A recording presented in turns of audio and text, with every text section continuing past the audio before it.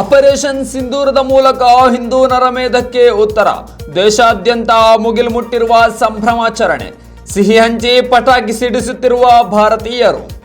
Operation Sindoor ಮೂಲಕ ಪಾಕಿಸ್ತಾನಕ್ಕೆ ಭಾರತೀಯ ಸೇನೆ ತಕ್ಕ ಉತ್ತರ ನೀಡಿದ್ದು ದೇಶಾದ್ಯಂತ ಸಂಭ್ರಮಾಚರಣೆ ಮುಗಿಲು ಮುಟ್ಟಿದೆ. ಜಮ್ಮು ಕಾಶ್ಮೀರದಲ್ಲಿ ವಿಶೇಷವಾಗಿ ದೇಶ ಪ್ರೇಮಿಗಳು ಸಂಭ್ರಮಾಚರಣೆಯಲ್ಲಿ ತೊಡಗಿದ್ದಾರೆ. ಪರಿಸ್ಥಿತಿ ಸೂಕ್ಷ್ಮವಾಗಿರುವುದರಿಂದ ಜಮ್ಮು ಕಾಶ್ಮೀರದಲ್ಲಿ ಶಾಲಾ ಕಾಲೇಜುಗಳಿಗೆ ರಜೆ ಘೋಷಿಸಲಾಗಿದೆ.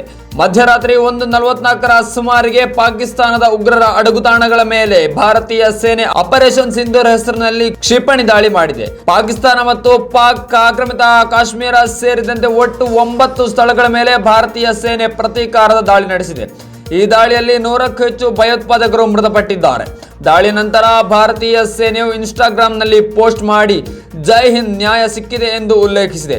ಈ ಕಾರ್ಯಾಚರಣೆಯನ್ನು ಪ್ರಾರಂಭಿಸುವ ಮೊದಲು ಸೈನ್ಯವು ದಾಳಿ ಮಾಡಲು ಸಿದ್ಧವಾಗಿದೆ, ಗೆಲ್ಲಲು ತರಬೇತಿ ಪಡೆದಿದೆ ಎಂದು ಪೋಸ್ಟ್ ಮಾಡಿತ್ತು. ಪಹಲ್ಗಾಮ್ ದಾಳಿಗೆ ತಕ್ಕ ಪ್ರತ್ಯುತ್ತರ ನೀಡಿರುವ ಭಾರತೀಯ ಸೇನೆಗೆ ದೇಶಾದ್ಯಂತ ಭಾರತೀಯರಿಂದ ಶ್ಲಾಘನೆಗಳ ಮಹಾಪೂರವೇ ಹರಿದು ಬರುತ್ತಿರುವುದು ಮಾತ್ರವಲ್ಲದೆ ಸಿಹಿ ಹಂಚಿ ಪಟಾಕಿ ಸಿಡಿಸಿ ಸಂಭ್ರಮಿಸುತ್ತಿದ್ದಾರೆ.